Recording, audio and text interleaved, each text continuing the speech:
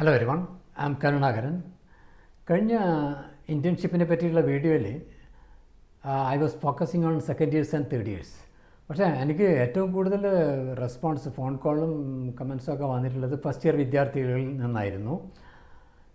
Yes, first year വിദ്യാർത്ഥികളും on സൈറ്റിൽ പോയിട്ട് ഇൻറ്റേൺഷിപ്പ് ചെയ്യണം after first year summer vacation.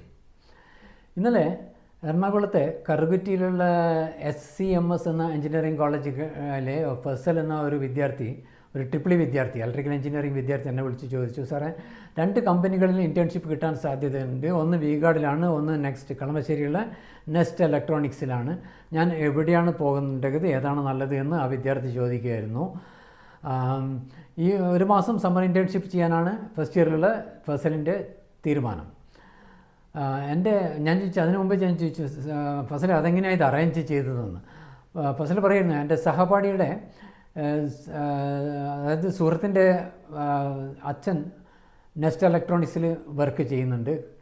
പിന്നെ പ്ലേസ്മെൻറ്റ് ഓഫീസറോട് ചോദിച്ചപ്പോൾ എൻ്റെ താല്പര്യമൊക്കെ കണ്ടപ്പോൾ സാറ് പറഞ്ഞു, ഞാൻ V-Guardലേക്ക് വിളിച്ച് പറയാം എന്ന് പറഞ്ഞു. അപ്പോൾ ഇതിന് ഫസൽ ചോദിക്കുന്നത്, ഞാൻ ഇതിൽ എവിടെയാണ് സാർ പോകേണ്ടത് എന്നാണ് ചോദിക്കുന്നത്. I told him, U decided to do 1 month internship in the first year of summer vacation. Better you split up. 2 ആഴ്ച V-Guardൽ പോയിക്കോളൂ, 2 ആഴ്ച പിന്നെ നെസ്റ്റിലേക്കും പോയിക്കോളൂ. ഓരോ സ്ഥാപനത്തിലും താല്പര്യത്തോടെ വർക്ക് ചെയ്യുക, കാര്യങ്ങൾ കണ്ട് മനസ്സിലാക്കുക. രണ്ടും വ്യത്യസ്തമായിട്ടുള്ള അനുഭവമായിരിക്കും. അഡ്മിനിസ്ട്രേഷൻ സ്റ്റൈൽ എൻറ്റയർലി ഡിഫറൻ്റ് ആയിരിക്കും, വർക്കും എൻറ്റയർലി ഡിഫറൻ്റ് ആയിരിക്കും.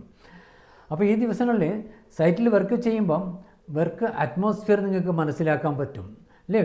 ആ പ്രാക്ടിക്കൽ നോളജ് കൂടും. എന്താണ് കരിയർ ലോകത്ത് നടക്കുന്നത് എന്നുള്ളത് നിങ്ങൾക്ക് ആ ദിവസങ്ങളിൽ മനസ്സിലാക്കാൻ പറ്റും. ഇതാണ് മെയിൻ ബെനിഫിറ്റ്. പ്രാക്ടിക്കൽ നോളജ് കൂടും.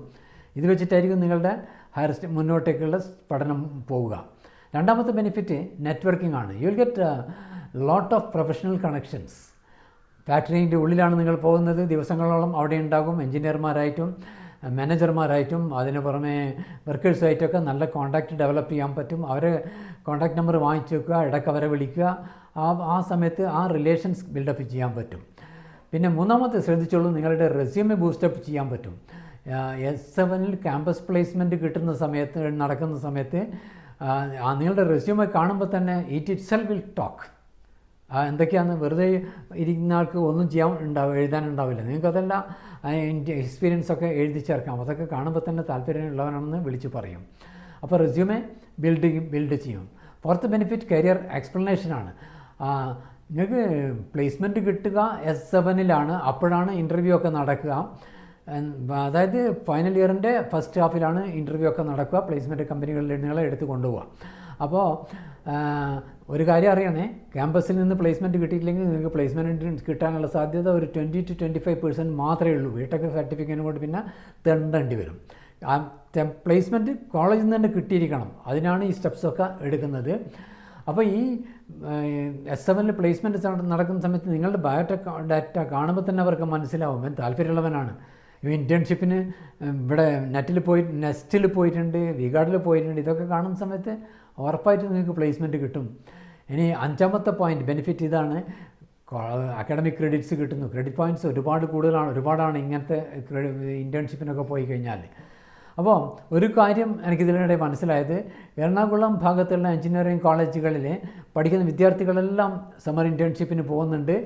അവരേറെ ബോധവാന്മാരാണ് ഇതിനെ പറ്റിയിട്ട്. കാരണം സീനിയേഴ്സൊക്കെ പോകുന്നത് കാണുന്നുണ്ട്. അപ്പോൾ ഓട്ടോമാറ്റിക്കായിട്ട് ജൂനിയേഴ്സും അന്വേഷിച്ച് എങ്ങനെയാണ് കിട്ടുമെന്ന് അന്വേഷിച്ച് അവരും ഇൻറ്റേൺഷിപ്പിന് പോകുന്നു സമ്മർ വെക്കേഷനിൽ. ഇതാണ് എറണാകുളം ബെൽറ്റിലുള്ള വിദ്യാർത്ഥികൾക്ക് നല്ല 100% പ്ലേസ്മെൻറ്റുള്ള എഞ്ചിനീയറിംഗ് കോളേജുകളൊക്കെ കിടക്കുന്ന എറണാകുളം ഭാഗത്താണ്. അതിന് കാരണം ഇതാണ്.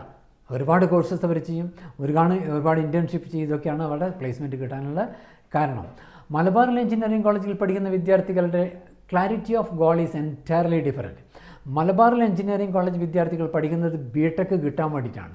അതേസമയത്ത് എറണാകുളം, തൃശ്ശൂർ, കോട്ടയം ബെൽറ്റിലുള്ള വിദ്യാർത്ഥികൾ പഠിക്കുന്നത് ജോലി കിട്ടാൻ വേണ്ടിയിട്ടാണ്. മലബാറിലുള്ളവർ B.Tech കിട്ടാൻ പഠിക്കുന്നു, മറ്റവർ MNC മൾട്ടിനാഷണൽ കമ്പനികളിൽ ജോലി കിട്ടാൻ വേണ്ടി പഠിക്കുന്നു.